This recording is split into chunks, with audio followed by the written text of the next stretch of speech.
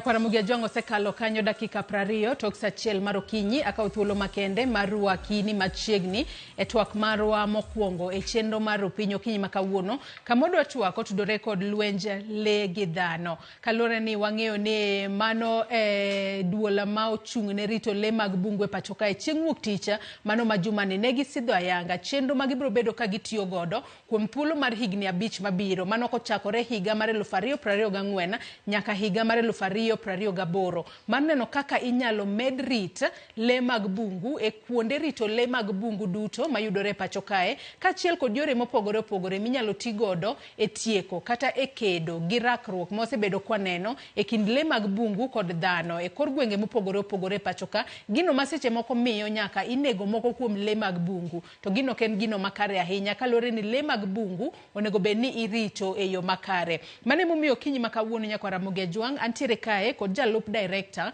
mano mar duol mochung'ne mago le mag bungu e pacho kae mano Captain Kenneth Ochieng. Wadwa goyo kode mbaka mar mondo mi wagone mbaka ni kotudore kod strategic plan mane KWS osidho ayanga ere kaka mano biro bedo ka konyo ahinya obede jiwo sekta mar limbe pacho kae kaachiel kod neno ni orit le duto mag bungu e yo makare kod tieko midhiero ma ji e kor gwenge mopogore opogore jayudo mano ma ikelo kod le mag bungu masiche moko hinyo kata ketho mwandu jopiny e kor gwenge mopogore opogore. Oyawre Captain Kenneth ichiew nado Okinyi ma kawuono kendo machiegni twak.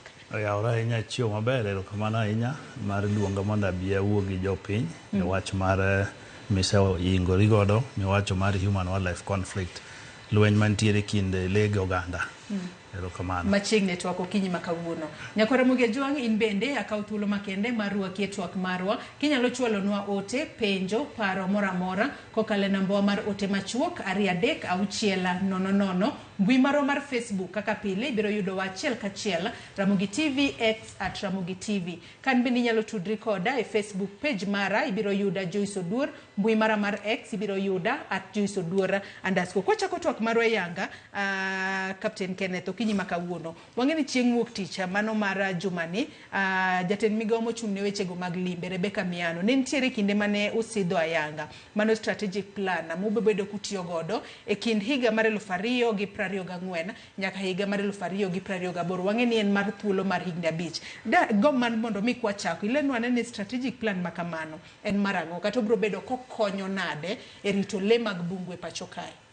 Erokamano ahinya Joyce, en adier kaka wacho ni wuok tich ne wayudo thuolo ma waziri wa mochung'ne tourism and wildlife nobiro mo witness kaka ne waketa yanga wach mar strategic plan mar KWS.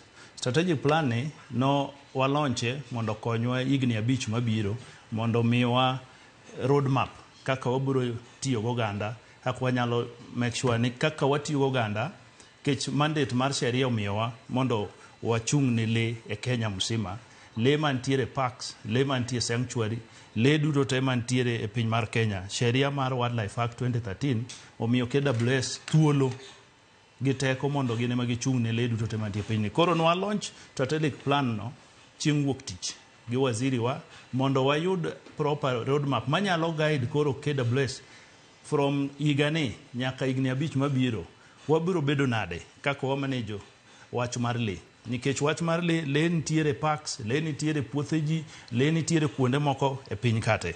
Koro strategic plan ni wakete mondo wabed gi kaka wanyalo kelo puonj ne oganda kaka oganda nyalo bedo gi le kaka oganda nyalo yudo ohala e wach mar le kaka oganda nyalo make sure ni kaka gibedo gi le nyalo konyo gi nade nitie ohala to ji yudo nade e wach mar le no. Ohala wach mar le nitiere kuonde moko ma le nitiere ma maybe nitiere puothe ji. Sani wildlife economy nyalo timore ka apply for a permit omiyi kaka inyalo pidho legi to legi ka welo biro to nyalo biro nene ka en e puothe ok ochuno nyaka gibi ginen gi parks gi reserves ma KWS manage. Nitie private conservancies nitie private land nitiere area ma ng'ato oyiene mondo opidh le to legi kikwayo permit timiyi. Koro in that process inyalo bedo gi thuolo ma ka welo biro tiyudo otonglo moro matin e kuom welo molimi onogono. Legi bende plan ma wan go strategic plan ni to inyalo tim kod gi ohala nade. So with the time waburo establish regulations maburo guide kaka ng'ato nyalo pidho le to ohala mane minya yudo gi legi. So strategic plan no en mana roadmap mondo guide wani to wadhi wuotho e wach mar bedo oro rito le nang'o. To nitiere be sheria ma strategic plan no biro konyowa nikech ndalo moko be yudo ni ng'ato nyalo bedo gi interest mar le, jomoko chamo le, moko timore kaka yanga e wach mar sheria. Koro strategic plan biro nyisowa ni to ka ng'ato timo makosa ni onego be ni uloso weche nang'o mondo kik jopiny odhi as far as ni koro ng'ato instead mondo ti gi le ni kaka dwarore to tiyo kode gi sheria mopogore. Nikech kinde mang'eny wajaneno kata ka le oketho kata puoth ng'ato tiwinjo ka inego moko to gino ok en gino makare. Ang'eni strategic plan ma kamae bende biro bedo ka ifuononwago matindo tindo moko kuom fuondi ma oting'o. Tiwacho kanyo ni entiere kod regulations. Inyalo nyisowa ni gin regulations kaka mage mana kaka iwacho ni ji onego bed ni koro neno ni kata ka igombo mar mondo mi ibed kod le kar dak mari mar mondo mi obed ni ng'ato ka dwa neno kata ti kod ranyisi otoyo to kar mondo dhi e park to biro neni kanyo. Regulations kaka mage mubo bedo ka uketo? Regulations en mana ni moko already waseketo to moko be wadwa ni mondo wa improve on. To emomiyo wabiro bedo gi harakati makoro wapuonjo jopiny nikech education e gima important e ngima mar ng'ato. Koro wabiro bedo gi programs kaka wanyalo puonjo jopiny ni to mondo iyud ohala e legi onego itim nang'o. Information ni ng'eny jomoko ni godo oro tin ji ni godo to ok ging'eyo kaka onego gitim. Wan gi centers e Kenya te ma offices wagi dwaro ni ka ng'ato dwaro mondo oyud ohala e le kata mondo pidh le onego tim nang'o. Onego be ni wabed gi regulations ma make sure ni omigi licenses, permits gi. Nitie jomoko moko ng'eyo ni onego be ni obedo gi permit mondo ket legi mondo miye ohala. Inyalo keto ostrich, inyalo keto guinea fowl, inyalo pidho kata mana le matindo tindo mag bungu gi. Lakini ji ok ong'eyo ni to onego be notim nang'o. Koro mane gima wadwano wa enhance going forward kaka wanyalo train ji, kaka wanyalo create awareness ne jopiny mondo kik ng'ato bed gi paro marach ni legi kethonwa chiembwa, legi kethonwa ohandwa, onego be ni kiyudo nafas mar le to onego ineg le. So gine modwa turn around strategic plan mondo parono gi somono jopiny mondo nyisgi. Mage wanyalo wacho ni mage gik ma strategic plan no temo mar mondo mi achieve e thuolo mar higni 5 mabiro. Man mondo mi tudruok makare obedi e kinda mago le mag bungu kachiel kod dhano kuonde mopogore opogore magidake. Kata kamano ng'ato nyalo bedo ni penjore ni kata tij KWS kopogore kod wechego mag rito le kuonde mopogore opogore magintiere e parks kata e conservancy. Tij mar KWS en ang'o ahinya nyako tudore kod le mag bungu kachiel kod rito le mag bungu kod rito dhano, nikech wang'eyo ni le mag bungu seche moko nyalo dhi kuma dhano nitie, gino mamiyo dhano nyalo kata nego le mag bungu. Tijwa en mono ni mondo wa make sure ni le mantiere piny kae obedo safe. Waket sheria magi nyalo bedo safe. Wa make sure ni jopiny nyalo yudo ohala nade. Wa make sure ni seche mwa sekiwa legi watimo gi kiwan koso watimo gi oganda bi modak machiegni gi parks gi. Koro interest marwa ni mondo wabed gi a collaborative approach mondo wa make sure ni community modak machiegni gi parks ma legi nitiere omigi puonj, onyisgi ni to ohala mane ma ginyalo timo, faida mane ma ginyalo timo ka gikonyo KWS bende mondo gi collaborate kodgi mondo kik giyud asara. To kata ka asara nitiere, benefits mage mantiere ma bende might be above asara ma giyudo. So chenro ma wan godo ni mondo wabed kodgi kanyakla, wang'isi kech kata king'iyo sani strategic plan mar current government en mane gidwaro mondo there is this goal mar better bottom up economic transformation agenda. Ere kaka inyalo yudo ni jok modak machiegni gi park nyalo bedo gi pesa e fuko gi. Nitiere tije mang'eny ma ginyalo timo. Tije kaka mage? Nitiere tije ma kaka koro ka wan gi tich kaka an example ni park kaka ma Ruma. Nitie ndalo moko ma lum bedo mang'eny to lum ni kelo mach donje park. Ere kaka oganda modak machiegni nyalo yudo thuolo mar tich mondo gikony ma gi make sure ni yore mantiere e park mar Ruma ginyalo donjo. Ere kaka yore gi nyalo betgi ore loso gi mondo ka welo biro to welo bedo gi thuolo mar move around. Nitiere opportunities kaka maybe investment, gidwa bedo gi campsites, gidwa bedo gi cultural centers. So strategic plan ni bro guide wa ni to kwa dhi forward.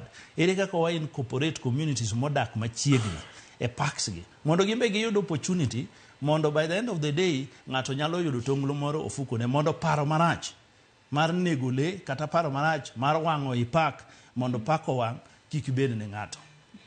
So strategic plan emomiyo wabedo goni to ere kaka wanya improve on gik mwasebedo kaka watimoga kaka KWS mondo bang' higni 5 wabet piny to wa evaluate ni to scale ma nyocho wachako goni wachopo kanye bo perform koso kwa perform ang'o monego watim mondo wa improve on.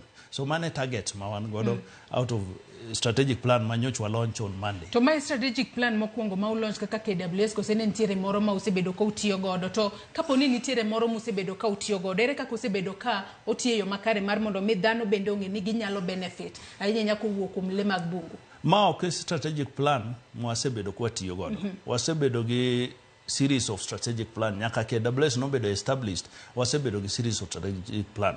To strategic plan inyalo bedo gi a long term plan or a medium term plan. Masani koro nywa launch ni is a review of strategic plan mane wan godo mar higni 5 mokadho. Koro mano wachako manyien ni nywa time mopogore nikech we make sure ni all the interests of all stakeholders obedo taken care of. Ma wa improve on mane wan godo to be chake wa lose mopogore. Wa mi opportunity ni key partners, key stakeholders no bedo involved in the entire stakeholders go gin jomage. First of all in community. Community modak machiegni park. Then they are development partners. Makonyo idara kantiere issues ma unya bedo gi challenges to ginyalo come on board to gi guide. Kata even the government is a key stakeholder.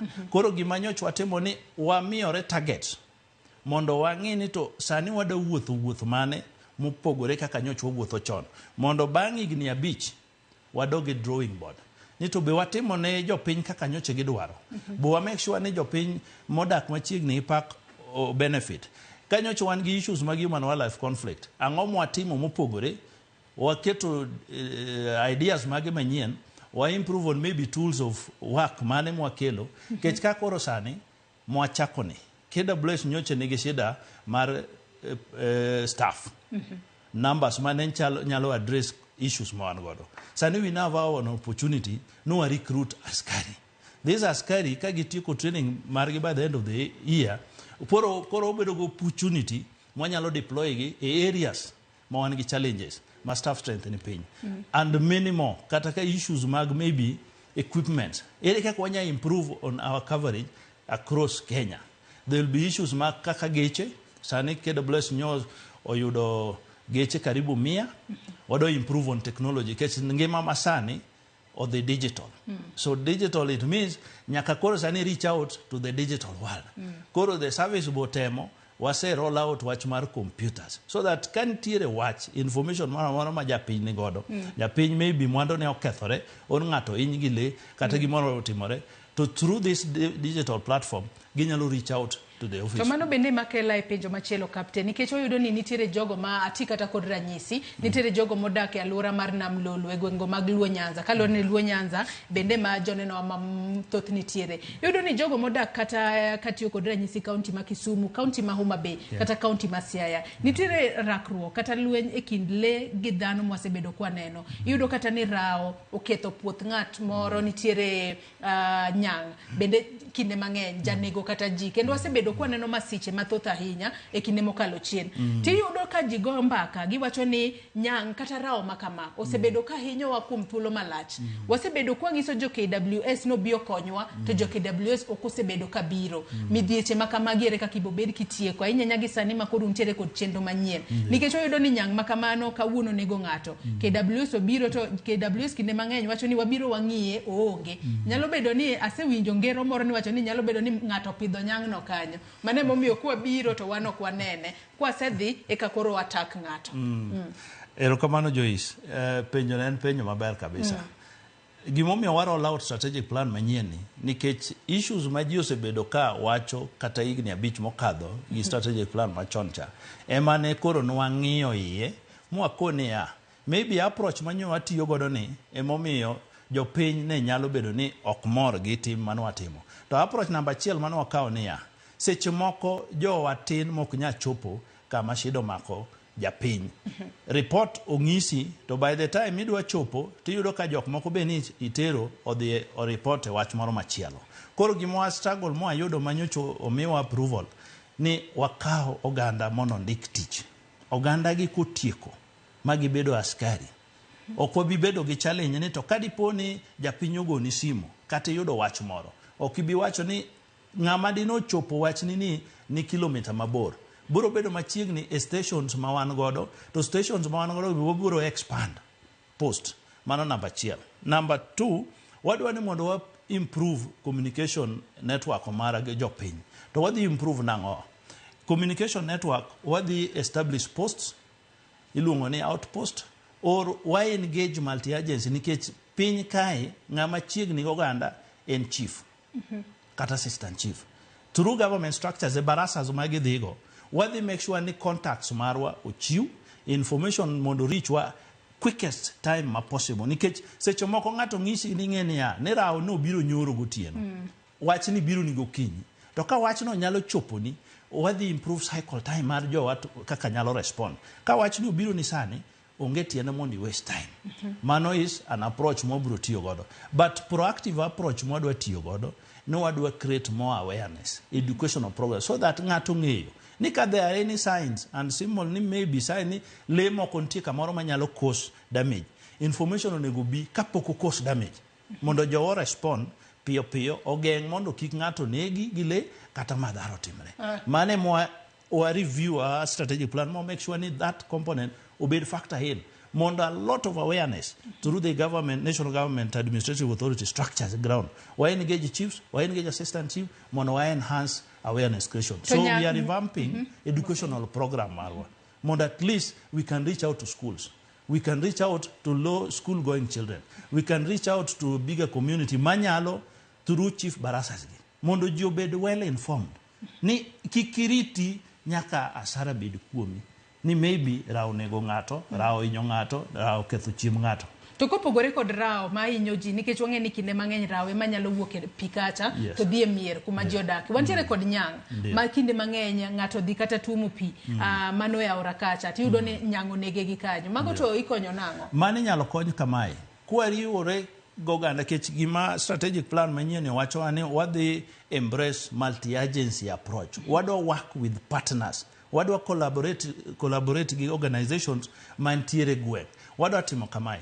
Areas ma ji koro chuno ne nyaka idhi e aora, idhi e nam, mondo idhi om pi. Ere kaka pigni nyalo chopo machiegni oganda e kuonde mier ma ji odak. Mondo kik ng'ato keth time ne nodhi e aora, oromo gi nyang', oromo gi rao manyalo threaten gima mare, or gima nyalo miyo rao wuok kata nyang' biro kuonde ma ji opure. What do I encourage with the multi-agency approach? Mondo wangi kaka wanya support kuonde ma pi ok yudre mayot. Wanyalo konyo jo oganda kaka inyalo kuny borehole mondo pi ochop machiegni. Kuonde ma water piping system ok ochopo. Ere kaka wa partner gi jomoko mosebedo kaka maybe KWS, Newasco, those agencies might supply pi e mier. Koro mane approach mondo nwati kod kech ing'e ni national government ok ti kien nyaka iti goganda. Koro multi-agency approach emadwa embrace a strategic plan wane mondo services ochopne oganda machiegni. Koro mane plan modwa roll out mondo work very closely with them in areas ma wan consider ni hotspots human wildlife conflict issues. Yes. Ato mana kapod wantiere human wildlife conflict kanyo nikech iyudo ni kinde mang'eny kata karao kata nyang' onego ng'ato. To mana kaka wasewacho ni kinde mang'eny KWS jawacho ni ka le mag bungu seche moko hinyi to familia mari bro bedo ka yudo chudo kata nitiere gino mibo bed ka imiyogi. Kata kamano wang'e ni kata komi pesa to ok nyal duoko ngima. Onyalo mana konyi e duoko piny chan ma intiere godo. Joma nitiere ma le oseketho mwandu magi, joma nitiere male osenego jogegi kinde mang'eny gi ywak ni chudo ginyalo rito girito nde ang'o momiyo mae timore? Mano en adier, nitiere complaint mwaseyudo ni chudo budho. To gima be seche moko momiyo na koni no wadwa no enhance communication process marwa mondo ji obed educated. KWS obedo mandated ni mondo tim the due process. Ka ng'ato shida oyudo to the process of recording, documenting this problem KWS timo. But the process mar chudo ok en mandate ma KWS, en mandate ma national government, ma pesa nyaka e treasury, ma biye ministry, kore ka KWS process chudo. Many a times iyudo ni process ni kotimore, to makosa wuok. Ng'ato maybe ojaso form marach. Those errors, ema seche moko ka committees obet piny, to yudo those errors, delay a process. Ng'ato nya yudo ni makosa notime, to kane chudo no bedo roll out, to yudo no miss e chudo ni. Ok en error mare. But because ni seche ma verification timore, makosa wuok. To mane mwadwa no enhance verification process, mondo wapuonj jo piny, wa simplify process ni. Ni kadipo ni shida moro wuok, onegi address enang'o. Wa simplify form no, mondo kiko bed shida ne japiny kaka jasoni. Number 2, nitiere pilot program wuok ma koro sani, sirikal dwano o make sure ni insurance mondo chul gini. Nikech king'iyo gowi ma pod sani sirikal ni godo poko chulo, jok monego bed compensated runs into several billions. To kaka ing'iyo uchumi masani mar Kenya chal, KWS o depend on pesa ma sirikal ochiwo through a ministry eka ombodho chulo. Emomiyo iyudo no bedo staggered e phases. Ma emomiyo gi introduce a new system mar insurance. There are some areas ma gisechako pilot process ni. Ko prove successful, I think ni karo sirikal biro bedo mayot. Mano number 1. Number 2, be process mar compensation. It kete in a way that ni okobi bedo very tedious. Mang'ate just my next of kin team na ngoma koso wuok. Koro ka community wuok, feedback bonego beni wa improve on kaka feedback nyalo duogo information ne japiny ng'ama nonego affected. Mondo ng'e ni to process nani ochopo kanye. Nitie makosa manotimore. To ka notimore ba yudo duoko. Mondo improve on makosa no, mondo kik o delay chudo mara. So mani gik ma review a strategic plan mane wan godo mar higni 5 mokadho mamanyien ni. Koro wa make sure ni cycle time mar reporting is shortened. Response kantiere issue, feedback ochopo ne ng'ama obed affected nang'owa. Mondo koro kantiere challenge to gini information flow nego beni very efficient. Mane changamoto mwasebedo ni yoro ni ng'ato nochiwo details mopogore. Wado make sure ni even in our database contact nini mar ng'ama obed affected be is also improved on. Nikech seche moko ng'ato ng'isi ni an najaso kamae. Kidhi yudo namba mano jaso mondo reach out ng'ani, to yudo ni maybe namba ne mar Fuliza. No wait. Koro mondo yud mondo duok ne ng'ani wach ni shida ni no wuok. Otamore. Emomiyo na wacho mokwongo wacho niya, wada tima collaborative approach e issues gi. Mondo the government structures mantie ground are involved. Ma kata ka assistant chief nitiere, kata ka jaduong' gweng' nitiere, to it is easier to reach out. Mondo kik bed breakdown in communication e diere kai.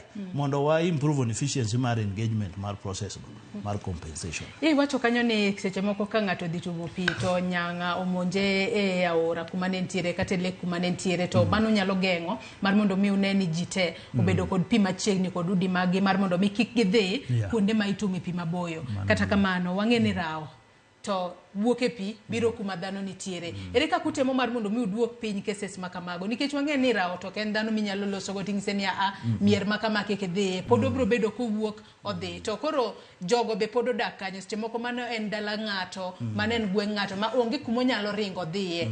Mano to un kaka KWS kata jogo mochung' ne le mag bungu, ere ka kutemo mar mondo mi ugeng' kata ukonyane kata uresane jogo modak machiegni koda kuonde ma rawo nitiere, ahinya to nam lolwe man rawo jawuok to biro e mier kuma gintiere. To kopogore kod mano, bende yande wawinjo case moro mano e county ma Kakamega, mane gwengo mag Lugulu, kama ne okwany nyithi ondiego to ondieg kwach kuro. Matiende ni min gi ne ntiere to ne gisebedo ka giywaka ni rombe maggi bende nitiere maninego. Ere kaka magu temo geng'o mar mondo mi otieka ne lwenje mag dhano, ok ni koro ni dhano modhi kuma le ntie, ma le wuok kuma ntie obiro kuma dhano nitiere.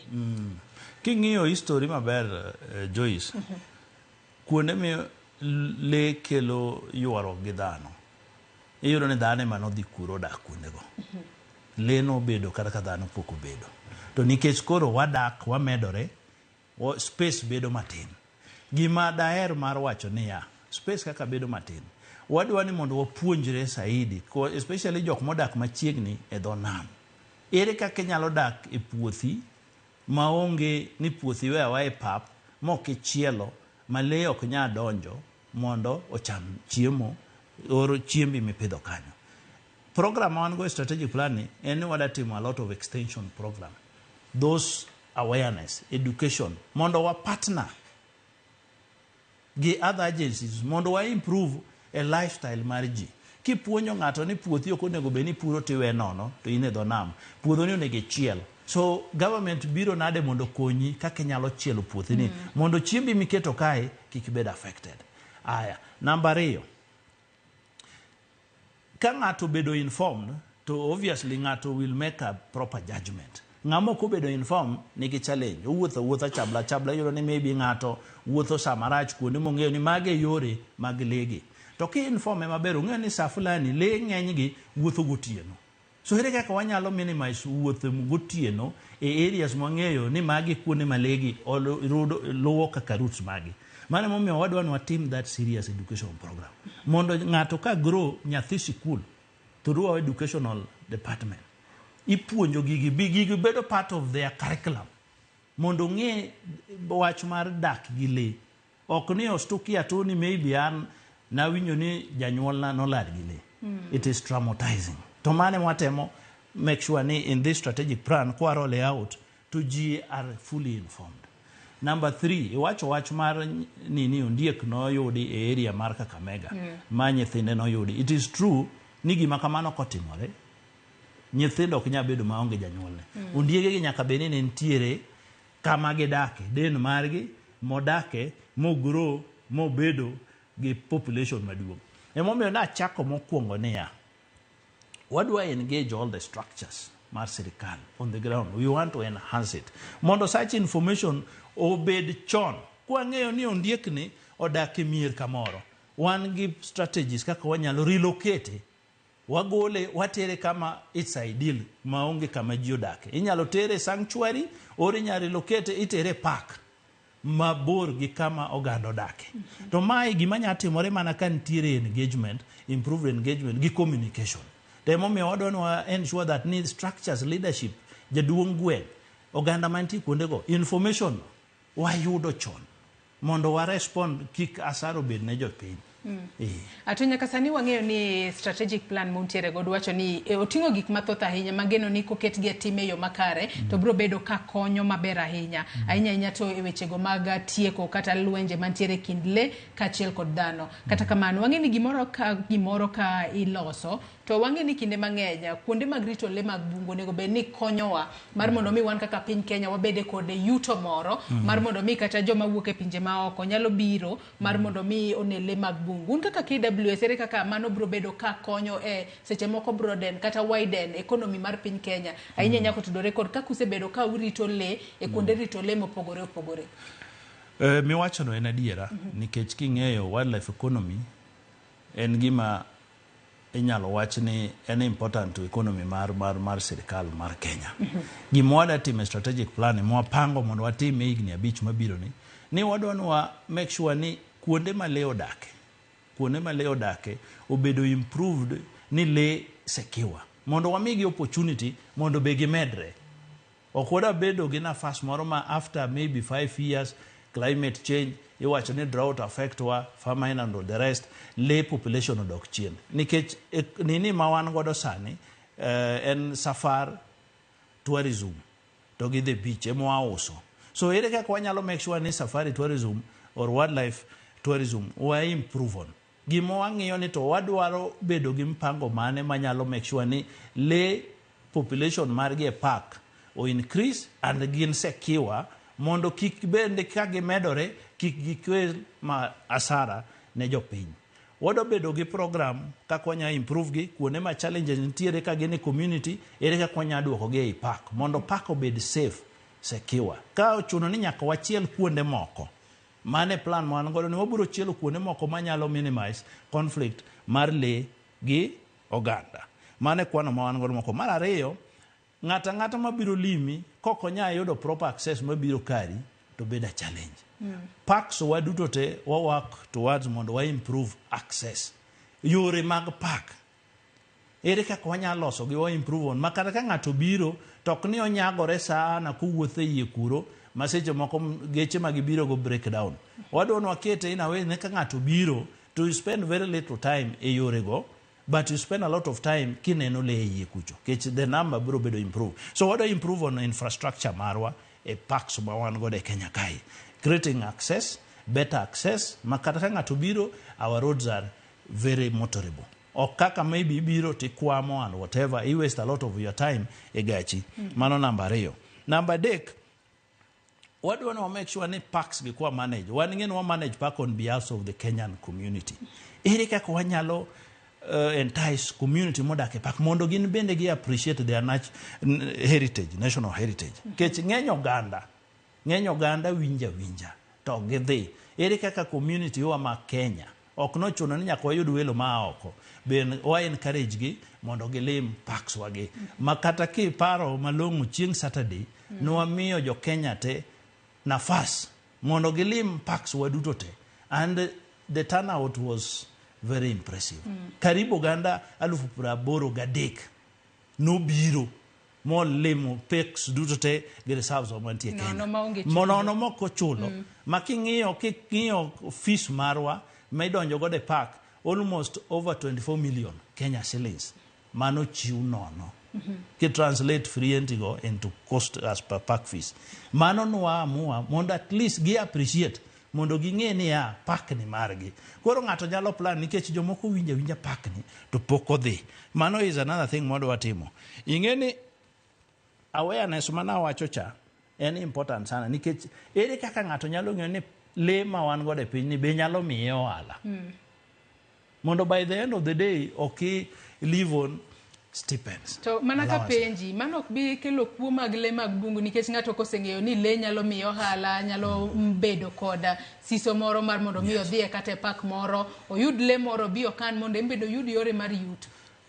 Any legal kikano le kionge gi permit. Emomiyo na wacho ni waburo puonjo ji mondo gi understand regulations process mane menego beni dhi through mondo mi thuolo mondo ibed gi le. Legi kori broga miji kanga lure ni ng'ato bira chiura nyisi ni an kaka Joyce abiro ne joke Dar bless angise ni yawa agombo mar mondo mi apidha ne kata otoyo moro kata diek moro e oda kacha okumi achiel mar mondo mi adhi apidh kose legi jibu bedo ka yudo gi nango. Joyce nitie le mok nyami mondo ipidhi kaka liech luore gi kaka puothi chal, but nitiere kuonde moko ka ng'ato puothe oyiene inyalo bedo gi puodho ma maybe 10,000 acres 5,000 acres. Wabiro evaluate to waneno ni to le mane maber kodi, to le mane maber safe kodi, kech nyaka bende ni seche mwa subject mondo apply for permit ne waoro team mondo tim assessment. In gi puodho marom nade, in gi ability machal nade, unyalo riworu as a team or in iwuon as an individual in capacity mar timo. That assessment report mabiro nyiso wania le aina mane maber kodi. Nikech nitie kuonde moko mantiere kata kaka tortoise gi. Pancake tortoise is doing very well e area mag Savo kucho. Communities modak kuro oriwore gi keto koro ng'ene ji oko mondo ne area species miluongo ni pancake tortoise. Mano based on the environment omiyo omigi permit. Welo mabiro by the end of the day oyudo ala kanyo. Maybe ng'ato dwa bedo gi the smallest le miluongo ni dik or impala. Be in gi puodho manyalo accommodate population mar impala. Kech wabiro tim assessment ni to komi impala gi, it will take what space or how long mondo gi grow. Mondo at least ka welo biro tok ni oyudo le achiel kende. So mange evaluation and processes mobro subject ng'ato.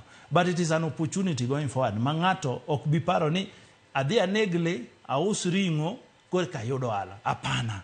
Ibiro pango kaka inyalo make sure ni ka in gi space guinea fowls awendo ginigi inyalo pidho gi. Koro ken le duto te momi opportunity mondo ji opidhi. Imi based on capacity mari, then processes due process itimo to ami license. To kose mi yudo nafas nitiere regular evaluation. Teams wa mantiere across Kenya te nitiere kata ka Kisumu station o Mabei gibiro gi assess progress. Koro mane mabiro guide wani to begi gitimo maber koso nitie shida. Wabiro oro expert mondo guide. To mane mosebedo kwa timo in other areas. Koro mane modwa enhance mondo ji obed aware ni le ni go ala opogore gi dhi nego le mondo us pien rao kata pien nyang kata ringo mar leo no.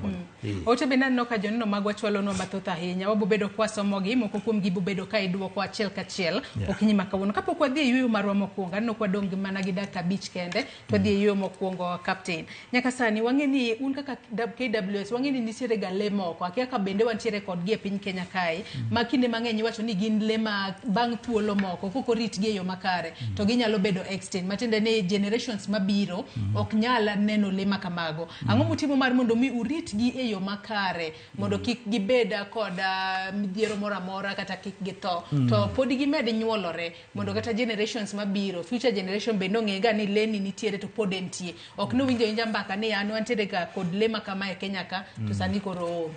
Mana dier Joyce nitie le moko mar endangered and threatened. It is true ni ginyalo bedo extinct koko ketgi malong'o. Wan gi le kaka rhino en le ma ji mang'eny dwaro sana madwano timgo ohala mondo giyud pesa haraka. So population ma wan godo osebedo ka for quite some times ne dok piny nikech poaching. Sani I can proudly report ni KWS osebedo on top of issues of law enforcement more contain issues of poaching. Masani gima wasetimo mondo this population will thrive no we set up sanctuaries. To sanctuaries mo watimo gi no waketo gi ei parks to migi maximum protection mondo allow population you grow. Sani I report ni sani Kenya sani wan gi karibu rhino population karibu 2,000 ma wan gi mar black gi white species. Gimomiyo ma otimore nikech serikal noneno ni koko protect leni to the future generation ok bi bedo gi this population. So no migi maximum protection mondo gi grow pole pole. Ma for the last over 20 years numbers will also grow from a very low level. Masani we can report confidently population mara karibu 2,000 Kenya kai. Ma is a bigger population kata within the region of East Africa. Gimomiyo ma otimore mondo kik wawit lege. Otimgi across the republic ntie parks moketgie. Savos being one of them, Meru, Abadeas, Sauli and whatever. Nitiere kaka even roan antelope mayudore e Roma. There was a time a population in the thote. Koro gimo watimo wasecure the place. Miyogi proper protection guided by our scientists. Nikech gimo watimo gi must be science driven. One get researchers manage. Sani population gi also grow. To grow in a way that now waburo make sure in the coming years wadi wa ketogi areas moko makoro gina bedo free range. To katamano mang'eny sana. To mani gima pro katamar elephants. There was a time ma poaching nerach sana. Ma we almost lost a big population. Lakini sani population also grow ma we have almost 43,000 across the republic. Census manwatimo machiegni nyiso ni our population is healthy and growing very well. Gigite oktimre ka onge input mar jopiny oganda modak but kuma legi nitiere to bende dwaro ni mondo resource mang'eny otim mondo migi protection malong'o to magi te watimo through awareness and research guided. Ayadwan wakao yueyo marwa mokwongo e twak marwa mokwongo e chenro mar piny nyaka Ramogi Ajwang wakao mana yueyo madundo gi sani ka waduogo e tielo mar ariyo kendo mogik mar twak marwa e chenro mar piny okinyi makawuono abo bedo ka somo moko kuom ote ma uchwalonwa penjo ma intiere godo captain mantiere godo kae ma Jalup Dairekta mar KWS biro bedo ka duoko gi achiel kachiel kik idhi mabor.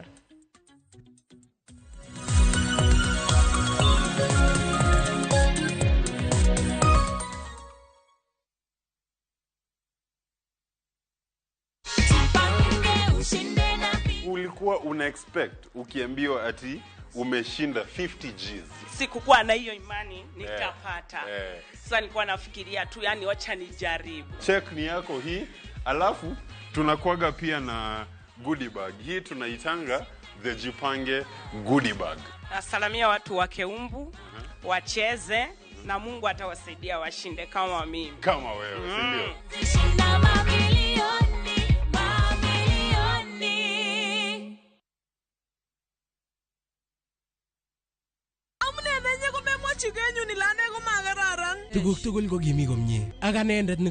Is Kalenjin your language of the heart?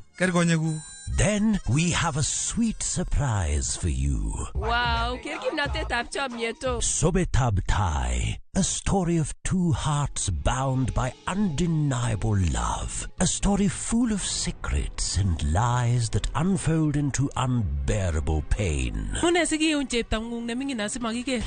chininye, mama charusin, ako mama chakai ngwangine. How far will you stretch for the one you secretly love? Watch this heart-throbbing story, Sobetab Tai, only on Viusasa.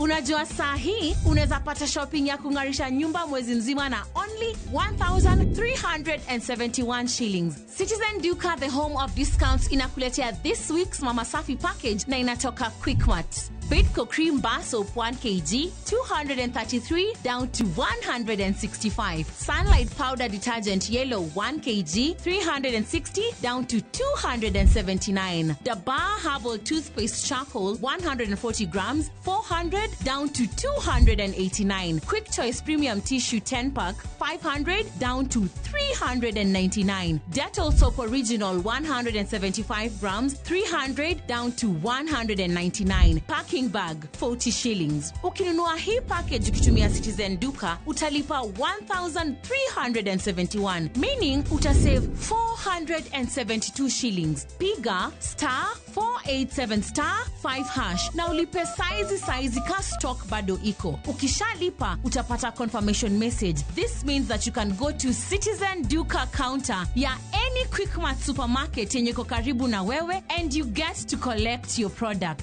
Unangoja nini? Si ulipe saizi ka stock bado iko na uenjoy discount yako. Citizen Duka, home of discount.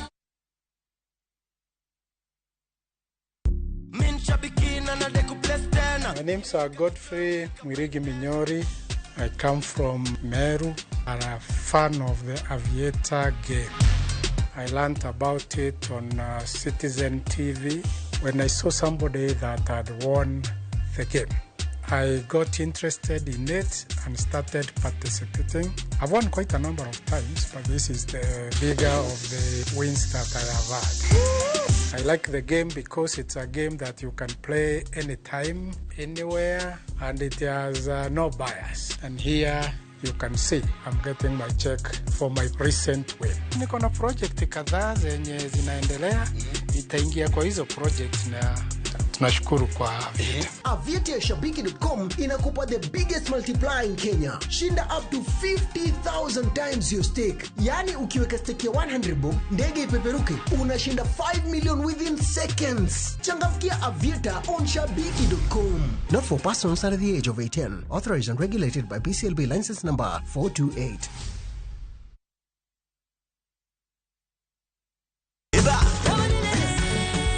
Beikuri marcha kuwuoth e piny mar thum.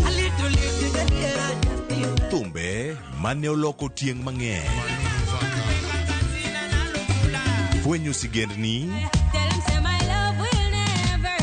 wende mag piny, koda sigendni mayudore wendego. Okay. Den girabi. Ngoma wake. En kama gik mane otimore chon koda matimore sani chopo e winjruok maber chuth. Ngoma owake wuok tich nyaka tich abich saa 10 odhiambo. Kik bai.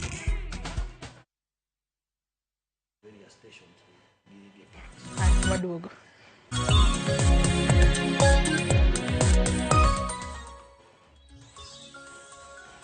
Machiegni kendo nyako Ramogi Ajwang' wadhi mbele kod twak marwa e chenro mar piny okinyi makawuono. Anyisi ni abobedo ka somo moko kuom ote ma untiere godo. Ote makamago wabedo ka wasomo gi achiel kachiel kendo Captain Kenneth Ochieng Jalup Dairekta mar KWS mantiere godo e studio kinyi makawuono bro bedo ka duoko moko kuom penjo ma untiere godo. Ote makamago adwa nasom gi achiel kachiel kalore ni wadong kod dakika matin kende to atieko twak marwa. Honorable Byron Akir wacho ni watching live from Mombasa and greetings to you and to our visitor Captain Kenneth.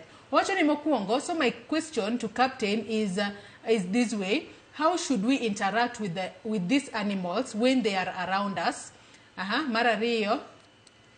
Opinion when pupils, students and adults are in tour, how are they supposed to be guided by the tour guides to reduce the injuries being brought by wild animals during trips? Aya, mana kinyalo duoko penjo makamano kapok wadhi e ote machielo.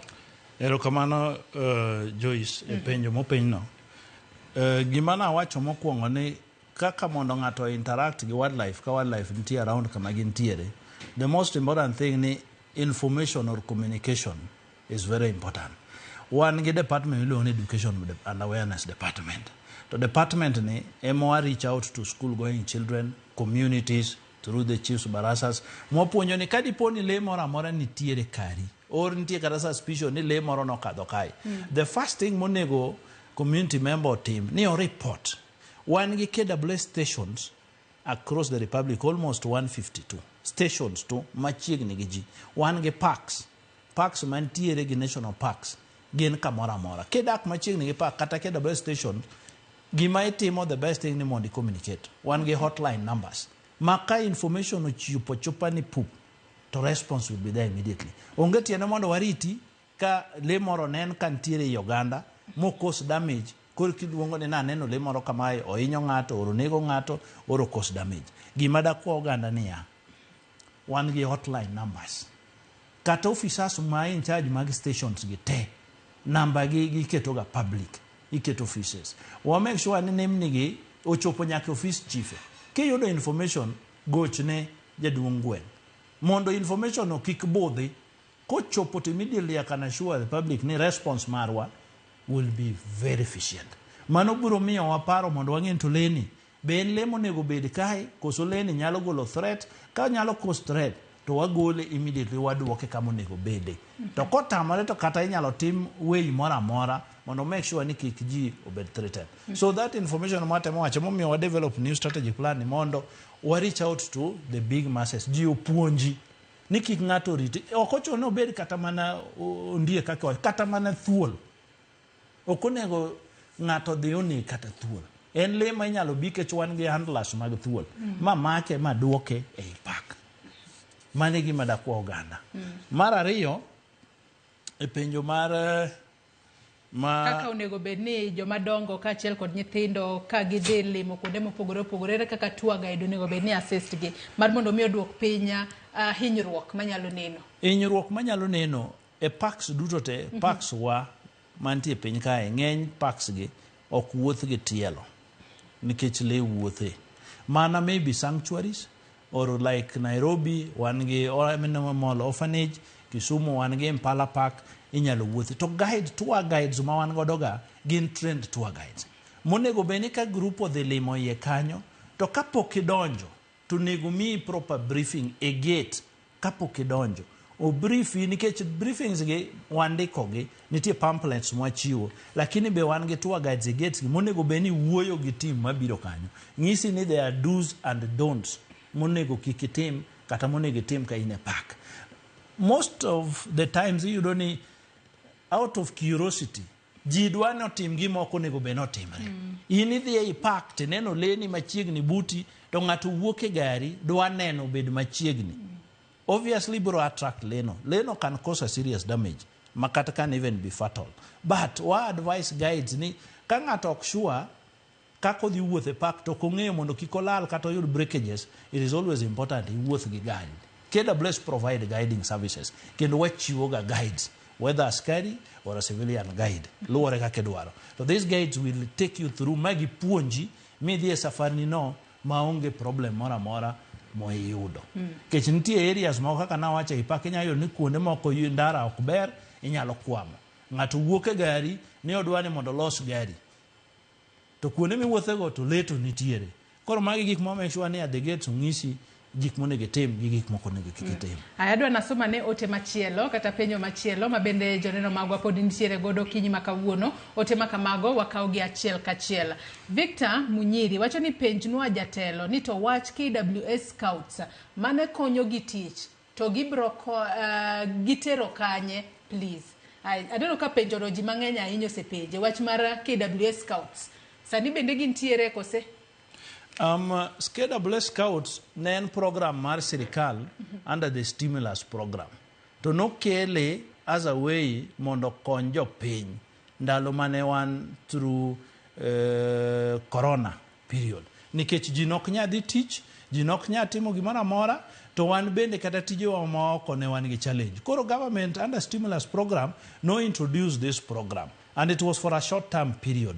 Sani program ma wan godo niya, bang' kwasendiko askari, mwandiko management trainees go, sirikal sani jatendwa maduong' Director General nigi discussion mondo kaber wa improve on our engagement in community mondo numbers ma wan godo bende wa reach out to a bigger mass. That plan mas Scouts wan gi hope nika approval otimore inyalo yudo nafas mwa recruit kendo nikech ok wanya bedo kamora mora all the times. But Scouts go no konyo sana ndalo mano keli nikech corona ji nok dhi e tich. To Scouts ne wa recruit from various places, villages, jok moboda de pakoro, they were our frontline, first line information providers. Kantiere shida moro, to gibiro gi chiwo information. Jok mano kete areas mag fence mitigation entie kuno, manitie pak kamano kamano. Unfortunately, program ni no, ne nigi period mare, time frame mare. Koro kanorumo, ng'eny gi nodok dala, ne pokondiki. But KWS pod nigi plan, we are pushing, ka government to approve, momiyo wa funding, waburo ng'iyo kaka wanyalo recruit kendo. Aya, ote machielo mangwa som mar mondo me Captain oduoka penjo makamaga wacho ni penjo atielo mar ariyo ni obobedo ka wasomo ote mar mondo me ote makamago minyalo duok to duok achiel kachiel. Maka kumu jone wacho no yaure Joyce an Kirindo Kasgunga Mbeta aneno chenro wach lweny mantiere kind le kod dhano en wach malich ahinya. Kaka wan jok modak machiegni kod nam wawinjo matek ahinya e wach rao to onge okang' ma jo KWS kawo malong'o. Odhi mbele kwacho ni Joyce, an dalawa kiwuok e dho nam en almost 1 kilometer. Rao ne owuok nam mobiro nyaka dalawa mochamo puodho te. To onge okang' mane jo KWS okawo. Ji mang'eny rao ketho puothegi to onge okang' ma jogo kawo. An ne agocho ne jo KWS ma gikona ni gin e yo gibiro narito moka neno to chieng'no rao nowuotho e kor gweng' kendo noketho ne ji puothe mang'eny kabisa. Jogo nokobiro kendo onge okang' mane gikawo. Oteko wacho ni rao sani en kisrana kuondegi mang'eny to jo KWS kobiro to gibuogo mana rao tok negi. Kinegi neg rao to mano rao osenego dhano. Ang'o ma diwache kotudore kod mano? Gwacho ni jo KWS onego range kaka gikonyo jopiny e yor rao.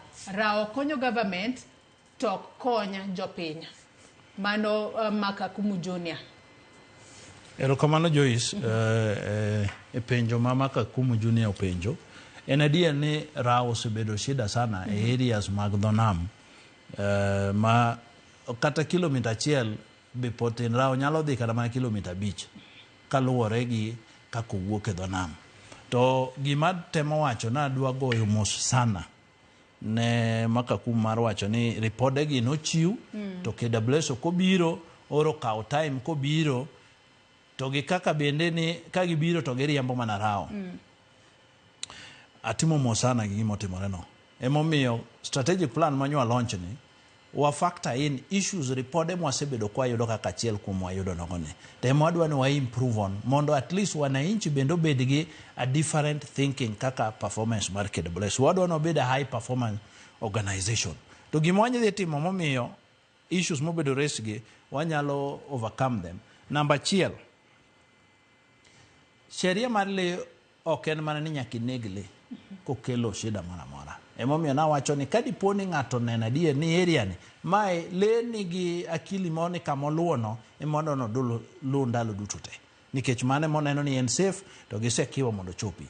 that is the area makinyalo ng'iswa kuma yud report chon kech leo kuga chabla kama koro wang'eni ma hotspot area mae kama luoga wanyalo position askache kuondego to nego lebok priority mar dhano kata mar sirikal gima wadwaro ni mondo watim to ere kaka wanyalo prevent mondo kik nege kapok ochopo okos effect mar puodho oro nego ng'ato kwa yuro information kama position askari kanyo obviously obro prevent mondo kik gichop kama intie to momiyo na wacho ni mokwongo ni wadwa bedo gi a collaborative approach wa engage community wa engage other partners mabe operate this area ere kaka wanyalo zoea mondo ng'ato kik odhi opure dho nam kata kamano puothe to ere kaka onya improve wach mar puro mosekiwa puothe ni mara ok donje to wananchi ere kaka koro ginya bedo protected mondo kik ng'ato bed at risk ni onyalo romo gi le mohinyre kama pi ochuno ni nyaka ji dhi om pi e nam ere kaka onya kelo pi machiegni goganda kwariwore gi other agencies mondo koro wach mar dhi e nam no wa reduce the level of risk ne oganda KWS watwaro mondo watim a lot of engagement goganda mondo this information kik wabed in a scenario ma jo oganda complain emomiyo no wa recruit askari mondo presence marwa obed mang'eny kuonde ma oganda mayudo shida no nitiere so then a lot of our population more recruits sani wabro deploy gi in areas ma wan gi so much of human wildlife conflict is mane threats ani ma wan godo e ndalo masani koro wabro make sure we've done an analysis across mwang'eyo the areas ma require a lot of our presence mondo deployment or team sani wado improve even on technology momiyo nawacho ni that communication obed efficient even in equipments geche sani wan gi geche manyien wadwa deploy areas ailage nye sirikal okonyo ma kata wan sani KWS no wang'iewo geche 100 these 100 vehicles wadwa distribute gi e hotspot areas kamano mondo ng'ato kik wach ni gari no dhi tich kamoro ok nya chopo oro chopo e samo leo ka already asara osebedo Aya, ote machielo ma joneno magwa podi ichwalo no kinyi makawuono kata penjo ma joneno magwa podi nitiere goda wacho ni ote thoth ahinya thuolo ma nitiere godo matin kata kamano ibo bed ka iduoko gi achiel kachiel janeno moro kongiso nyinge wacho ka ni most KWS Rangers are so depressed mokwongo wacho ni recently all uniformed officers received their pay rise while on the side of KWS Rangers they are yet to receive it as instructed by the president. Mano wach mar Meto Marosara. Odhi mbele ko wacho ni there is this allowance ma ilungo kanyo ni risk allowance ma which KWS Rangers and National Police Service NPS were receiving the same amount across the board.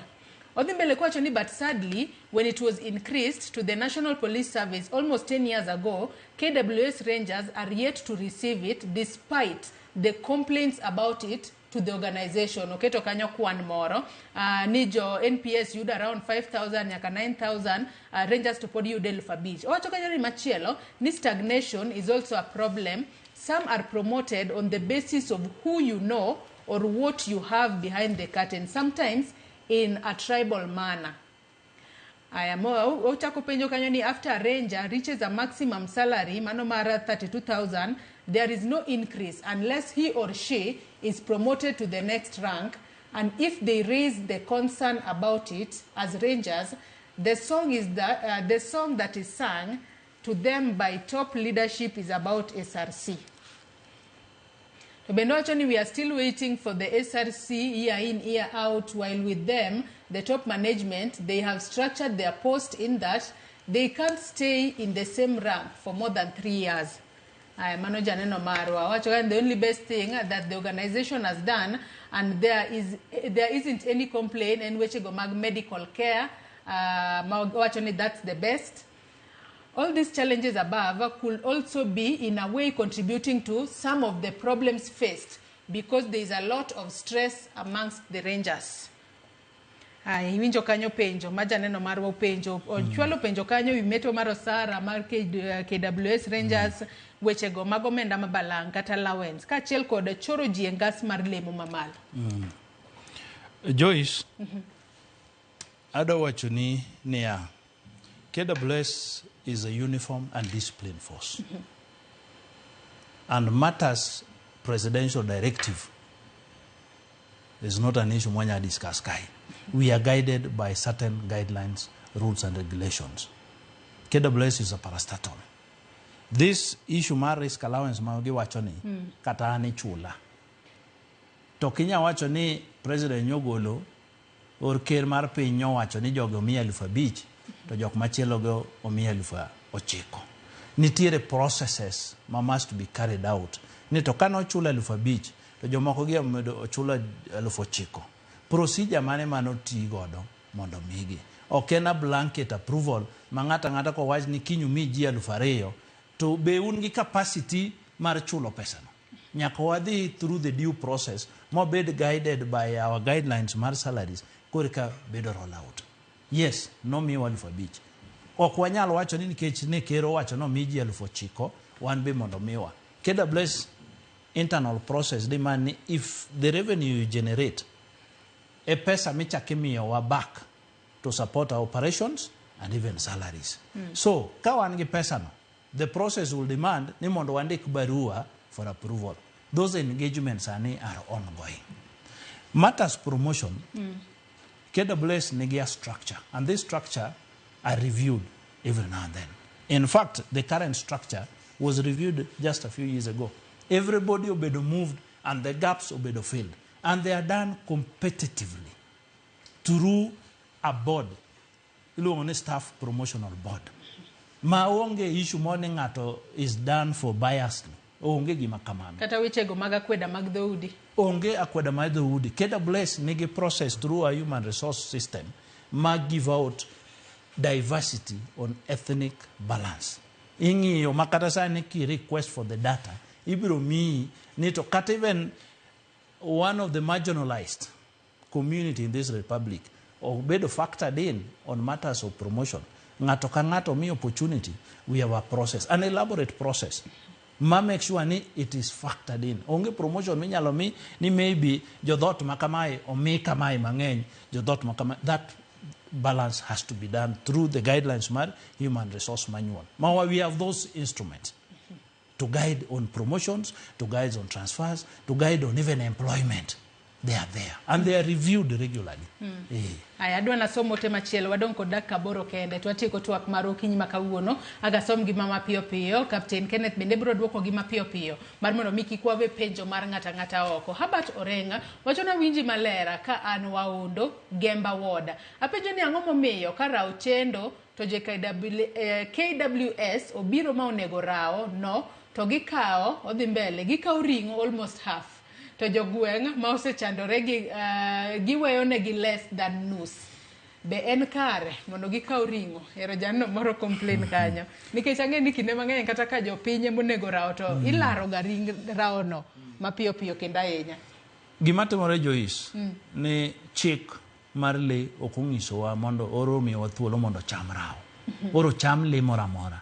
Nikech legi nigi tuoche moro ma kichamo ka daktari okopimo to it can be a serious disaster. So most of the cases kara onegi kata le mora mora first priority onego bene ya vet doctor nitiere mondo pim gima dipono onego raoni. Or seche maraoni owuok oko inyalo yo ni raoni ok dwa bede pi nikech en gi injuries ne gi dhao. Injuries ni miyo raoni all the times owuok oko. Emomiyo na wacho ni eri kaka wanyalo prevent raoni mondo kik cause damage. Wa relocate or translocate somewhere else. To bedo treated injury ma en godo no. Koro injury ni it might be an infection ma has a serious effect ka dhano chamo. Nitie tuoche moko ma nyalo ka out of chamole. Sheria marwa dwaro ni kuneg raw onego wang le mora mora onego wang mondo oganda kik yud thuolo mar chamo leno. Unless a piece of cow for forensic analysis mondo dhi ong'i ni tuo mane en godo or gimane mane nyalo bedo godo momiyo osiko wuok oko okos damage maybe out of territorial fight nam emomiyo en oko. So wach mar ni onego beni raw mi oganda mondo cham konegi it's neither here nor there. Aya, ageno ni janno wano winjo duoko de yo makare. Ote machielo, kapok watieko twak mar okinyi makawuono, mano ote mar Victor Munyiri, kata kamano mano ne wasesomo, kendo janeno captain noseduoko penjo no e yo makare. Ruth Nyathi Ochieng wacho na dira makende to le ketho mwandu dhano kendo gisekelo lal matamra gi nono ne jopiny. Ong'isa ka ni Joyce penj na wendo penjo gi. Mokwongo wacho ni ang'o momiyo ka le onego dhano to koluongi gi to ok gichop piyo kendo seche moko gibiro to onge gima gitimoe. To ka jo KWS owinjo ni dhano onego le to gichopo immediately kendo gikawo hatua. Dibed ni givalue le moloyo dhano kose mogik. Bende oyiene ng'ato gedo machiegni gi kuma le odake. To ka le emodak e lope kama owinjo ogedie kanyo, ikonyo nade. Mogik, gino kenge mage ma KWS owinjo kaw kata osekaw mar geng'o midhiero binago. Aluo twak kanu moja enako. Mano Ruth Nyathi Ochieng. Erokamano Joyce, gi penjo ma Ruth owacho nogono. En mos sana ka Ruth wacho ni en adier ni ka le onego ng'ato to response ma KWS en very swift. Mopogore ka diponi ka ng'ato nego le to KWS biro immediately. En makosa sana. Kech ngima mar dhano ng'ato ok nyal despise.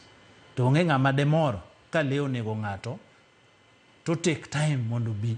Emomiyo na wacho ni strategic plan wan idwani mondo wakony jopiny mondo wamigi ideas. Ni kapok le onego ng'ato, ang'o monego timre? Mondo kik ng'ato wach ni le onego ng'ato, ubudho sana kapok ubiro, koro to ka diponi no wanego le, to ok tie kata dakika 2 wasechopo. Narrative no wadwani mondo wagol. Mondo at least jopiny ong'e niya, wavalu ngima dhano. Ngima dhano is very important. Mopogore kata mar le. To madwa wacho mogik niya, ok inya dak kama le nitiere. But kamidake ka le nitiere, ka wan gi information, wanyalo konyo kaka wagol loeno, wagol ka en a threat ne in, watere kama onego beno bede i park. To in bende nyalo dwaro mondo bed gi leni, mondo yud kaka inya yudo ohala ei leni. Ki apply for a permit, mi wacho ni anto an gi gine kae, gi le moro kae. Leni ok umiya thuolo mondo arite, mondo amba yud ohala ka jibiro nene ta yud gimoro matin. Inyalo timo application no, moa ng'i the due process, moa mi permit. Mano timore kendo setimore mang'eny. So ok dwaer mondo ng'ato dhi odak kama le obete. A national park is a restricted or protected area. Mabe koyudi kuro to en makosa. But le to nyalo dak kari, to kidwaro dak godo, to wanyalo discuss kaka wanyalo mi permit mondo dak godo. But the ideal situation onego beni kineno, timiwa information, to wagolo leni waduoke, odhi odak kama onego beno dage.